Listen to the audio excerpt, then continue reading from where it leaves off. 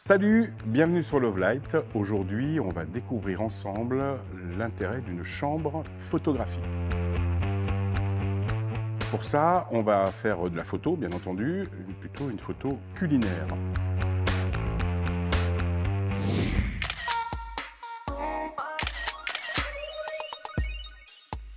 Vous savez, pour faire une photo culinaire, c'est des heures et des heures de préparation, d'affinage. Là, on a un temps très court pour pouvoir réaliser cette capsule. Donc bien entendu, dans les commentaires, vous allez mettre « moi j'aurais fait autrement », etc. Oui, il y a toujours plusieurs façons d'obtenir un même résultat. Je vous rappelle que l'idée, c'est de découvrir le set, le matériel nécessaire et justement toutes les finesses que l'on utilise dans le cadre, par exemple, d'une chambre photographique comme aujourd'hui. On se retrouve avec une chambre photographique Cambo qui a la particularité d'être en plusieurs parties. On va voir un petit peu tous ces composants pour pouvoir un petit peu démystifier ce qu'est une chambre photographique. Alors ici, on a le modèle le plus haut, hein, c'est un modèle MV de chez Cambo, l'Actus très exactement, et on voit qu'on a un ensemble de boutons qui vont nous permettre en fait de jouer sur les axes et de déterminer en fait la profondeur de champ, puisque l'intérêt d'une chambre photographique, c'est d'être beaucoup plus précis qu'un appareil photo, puisque quand vous faites la netteté sur un appareil photo, vous êtes obligé d'être parallèle à votre plan focal, et vous pouvez faire la netteté devant l'objet, sur l'objet ou derrière l'objet. Mais dès que vous voulez éventuellement avoir une netteté sur le devant, sur l'objet et même sur l'arrière, vous ne pouvez pas, puisque le plan focal n'est pas adapté par rapport à l'optique que vous avez. Alors, cette chambre photographique, elle est composée essentiellement de 4 parties qui sont primordiales pour pouvoir obtenir un résultat photographique souhaité. La première partie, c'est la plus importante. Alors, on va la démonter un petit peu pour comprendre un petit peu toutes les parties. La première partie que je vous montre ici, c'est le soufflet. Donc, ce soufflet, il permet de faire le noir, d'empêcher la lumière de rentrer entre la partie optique et la partie dos numérique qui est accroché à cette chambre. On va le mettre de côté. On a la partie la plus importante et qui coûte en général le plus cher dans une chambre photographique, c'est l'optique. L'optique, elle est là, elle est interchangeable. Aujourd'hui, on va travailler avec une optique de 138 mm qui ouvre à 6.5 de marque Rodenstock. C'est une optique macro. Mais attention, ce n'est pas le macro comme on utilise habituellement sur un simple appareil photo. Là, on a une précision absolument déconcertante. On aura l'occasion de le voir sur la photo culinaire qu'on réalisera tout à l'heure. On verra qu'on a un connecteur à relier sur le dos numérique juste après. Mais ce dos numérique dont je vous parle, aujourd'hui, on a choisi, donc nous on travaille avec du Phase One, vous le savez, si vous avez suivi les autres capsules, notamment la partie joaillerie. On a un dos Phase One IQ4 à 150 millions de pixels qui est adapté sur l'arrière de la chambre grâce en fait à une plaque qui permet de venir accrocher différents capteurs, différents dos et voire même différents appareils photo. Donc là, on a une plaque compatible avec Phase One. Et puis derrière, on a ce dos numérique, donc ce dos Phase One, qui est l'IQ4 150 millions de pixels. Donc on voit ici ce capteur. On est sur un format 6:4:5, donc on est sur ce qu'on appelle du moyen format. On n'est pas sur du full frame, on n'est pas sur du 4/3, on est sur du moyen format. Donc on va reglisser ce dos sur son attache. Et une fois que l'on a nos deux parties, l'optique, le dos, on va venir mettre le soufflet entre les deux, qui s'installe très simplement, avec simplement un aimant, et on a notre chambre qui est prête à l'emploi, puisque là, on a notre soufflet qui est prêt. Dernière chose, il va falloir connecter l'optique au dos numérique, et ça, on le fait grâce à un câble qui est prévu. Et on va adapter ce câble directement sur le dos numérique et le système est connecté. Donc je vous propose de mettre en pratique maintenant la chambre photographique et d'essayer de comprendre un peu plus à quoi vont servir d'abord tous ces boutons et notamment quel impact ça va avoir sur la profondeur de champ et ce qui va nous permettre justement de pouvoir faire des réglages un peu plus poussés qu'avec un simple appareil photo. pour démarrer un petit exercice avec une boîte de crayons de couleur sur laquelle on va essayer de faire le focus, de faire la mise au point, pour un petit peu comprendre comment fonctionne une chambre photographique.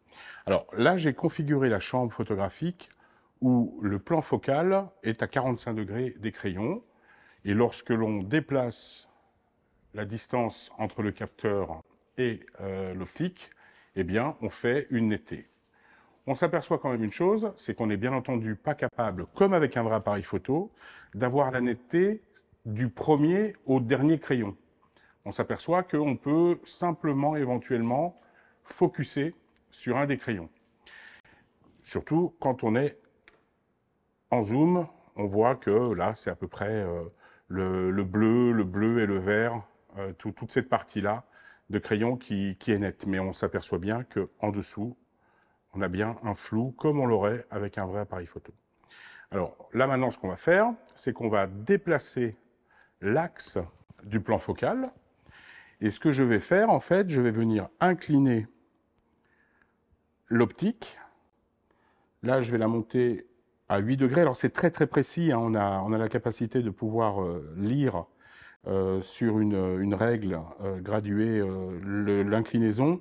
Sur cette chambre-là, on peut aller de 15 degrés en avant ou 15 degrés en arrière. Et maintenant, simplement, en venant changer l'écart qu'il y a entre l'optique et le plan focal, je vais choisir sur quel crayon je veux faire la netteté. Et là, c'est très très net. On voit très bien que je fais changer le point d'une manière très très très très précise sur un des crayons. Ça, c'est une des applications, donc ça nous permet vraiment de pouvoir faire le point très précisément. Maintenant, on va faire une autre chose. On va essayer d'avoir, cette fois-ci, sur l'ensemble de la boîte, une netteté relative. Et là, on va utiliser cette fois-ci une autre technique qui va être de jouer cette fois-ci avec l'inclinaison avant, mais cette fois-ci dans l'autre sens. Donc là, pareil, je perds ma composition. Donc je me sers de l'arrière pour pouvoir rattraper ma compo, c'est chose faite. Et on va en profiter maintenant pour faire la netteté.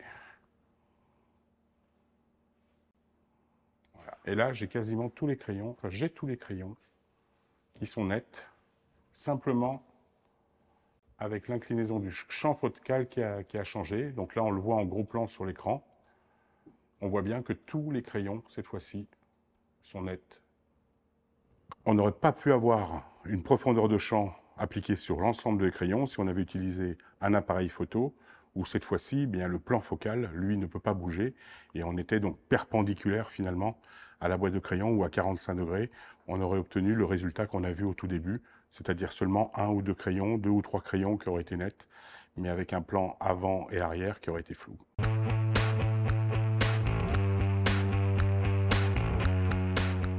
Allez, maintenant, on va faire la photo culinaire. Alors, on a commencé à disposer notre plan de travail. On a du marbre, on a une tasse, une cuillère, on a une grille qui va symboliser la sortie du four, le papier de cuisson au-dessus. Et bien, on va y aller dans quelques secondes, dès que les cookies sont prêts. Pendant que les cookies refroidissent, on va disposer la lumière. Donc, on va utiliser, là en l'occurrence, une Octa. Magali va nous amener la lampe, le flash, on va le positionner quasiment en contre-jour, entre guillemets, par rapport à la chambre photographique qui est juste en face. On va se positionner sur la mousse. On va essayer de faire en sorte de donner un éclairage, non pas dans le sens de l'objectif comme on aurait pu le faire habituellement, mais en fait en contre-jour, entre guillemets, de façon à obtenir une réflexion, une lumière spéculaire sur la mousse que l'on va avoir après dans la tasse à café, et en même temps sur les cookies, ce qui va donner un aspect un petit peu plus gourmand. Ouais, ça marche. Alors une petite astuce, on va simuler un petit peu de sucre, de gros morceaux de sucre qui seront posés sur nos cookies, et en fait on va utiliser du sel de Guérande que l'on va positionner pour donner un petit côté je décore. On va en mettre un peu plus. Et on a juste auparavant cassé des petits morceaux de cookies pour donner un petit côté gourmand à cette présentation. Donc là, j'ai mis une ouverture assez importante pour simuler en fait de la lumière de flash que l'on voit pour qu'on puisse arriver à voir le set correctement. Maintenant, ce que je vais faire, on va s'occuper de la chambre photographique et on va essayer de déterminer notre point qui va nous intéresser. Alors, maintenant que le café est fait, l'étape suivante, ça va être la mise au point, où on va déterminer justement qu'est-ce que l'on veut mettre en premier plan, en tout cas net, de façon à attirer l'œil. Donc on a deux solutions qui se présentent ici. Soit on décide de faire la netteté sur la mousse, sur le créma, soit sur le bout de cookie qui est là. Donc on va voir ce que ça donne un petit peu en faisant des essais. Donc là, c'est là que l'on va utiliser donc la chambre et notamment la partie des axements qui va nous permettre de déterminer où je fais la netteté. Quand on dézoome, on voit que la netteté elle est faite plutôt sur le cookie. On va essayer de mettre également la mousse pour donner un petit effet gourmand, encore une fois. Donc là, on va changer l'axe. Voilà. Là, j'ai une netteté qui est sur la mousse. Alors, du coup, il faut que je recompose, que je refasse ma composition. Donc, je vais utiliser la partie ici.